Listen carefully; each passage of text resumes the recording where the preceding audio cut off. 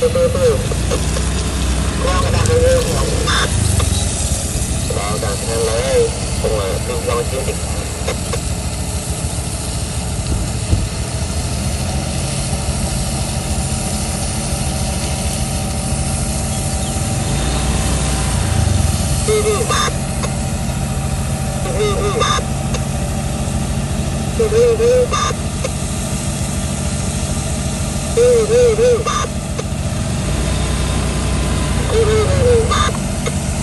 à đây hay tăng ơi tao một tí đây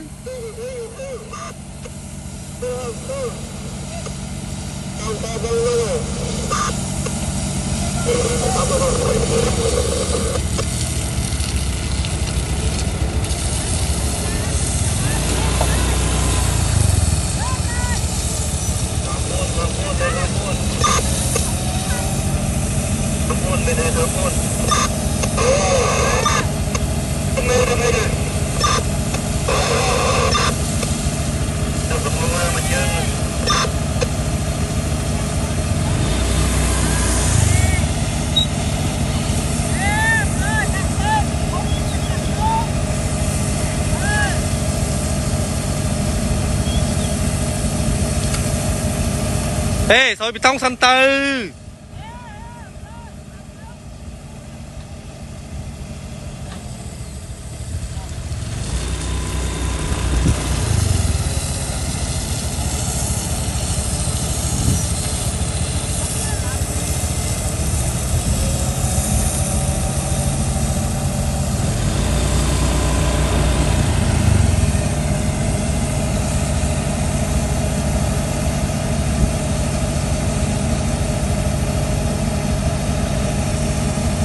hãy đạp bị lơ tao bị hâu tao rồi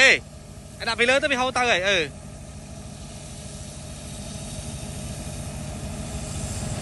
subscribe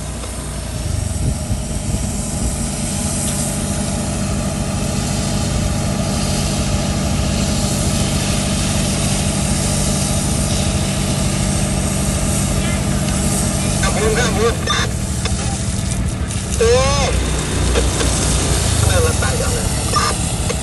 để